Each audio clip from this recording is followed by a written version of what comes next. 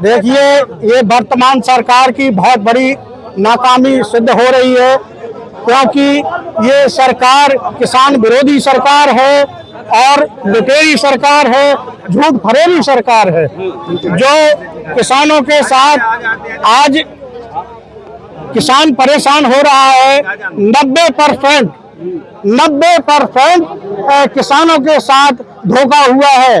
किसानों की जमीन है और कृषि विभाग और सत्ता के वर्तमान सरकार के कुछ नुमाइंदों ने फर्जी बीमा करा लिए हैं, तो सारे किसान 90% परेशान है उस आंदोलन में। और खाद की कालाबाजारी, एक ट्रक खाद बेचते हैं, काउंटर इनको 2-3 लगाना चाहिए, वहां बड़ा एक प्रकार से खून खराबा हो रहा है। किसानों के साथ पुलिस बर्बरता कर रही है, पुलिस लाठी चला रही है। इस संबंध में हमने कृषि इकाई का घेराव किया है कि ताकि किसानों को न्याय मिले। जो फसल बीमा में लफड़ा किया हुआ है वर्तमान सरकार के नुमाइंदों ने और डीडी ये कृषि विभाग के अधिकारियों ने, इनको सबको सजा मिलनी चाहिए और किसानों का जो फसल बीमा का पैसा है वो किसानों के खाते में जाना चाहिए। मुझे इतना मालूम है कि 132 करोड़ का घोटाला हुआ है और इसमें सभी वर्तमान सरकार के नुमाइंदे और उन्हीं के शागिर्द, ये सब प्लानिंग से हुआ है।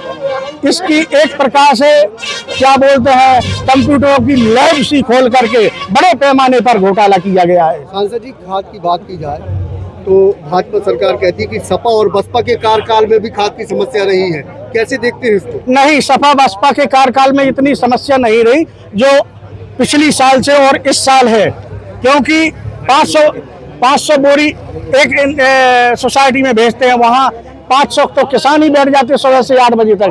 तो एक बोरी का क्या करेगा किसान को 5 से 10 बोरी चाहिए आज के समय में, क्योंकि किसानों के पास इतनी पर्याप्त जमीन है कि उनको खाद की आवश्यकता है।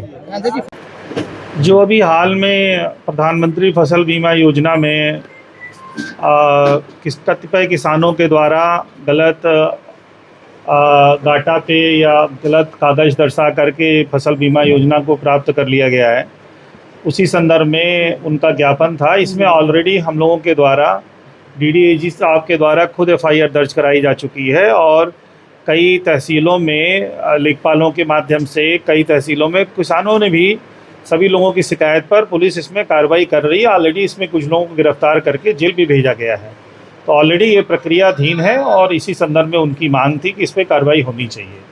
दूसरी वो खाद को लेकर इशू था। वर्तमान समय में हम लोगों ने अभी तक 1100 मीट्रिक टन से अधिक खाद बांट चुके हैं, जबकि इसी समय में पिछले वर्ष लगभग 400 मीट्रिक टन खाद बांटी गई थी। तो खाद की न कोई कमी है और खाद बांटने में भी किसी प्रकार की कोई कमी नहीं है। व्यवस्था बनानी पड़ती है, टोकन लेकर सभी लोगों को खाद दिया जा रहा है। जो किसान हैं अपनी खतौनी लेकर आते हैं, उनका नियमित वेरिफिकेशन करके उसके बाद उनको खाद दी जा रही है। खाद देने में किसी प्रकार की कोई दिक्कत नहीं। कहाँ समस्या? अब अपने सपनों की पढ़ाई कीजिए अपने ही शहर के पास। सागर शहर से मात्र 12 मिनट की दूरी पर स्थित है ज्ञानवीर विश्वविद्यालय, जहां आपको मिले सुविधाजनक बस सेवा, आधुनिक कैंपस इंफ्रास्ट्रक्चर, अनुभवी शिक्षकगण और एक उज्जवल करियर की गारंटी।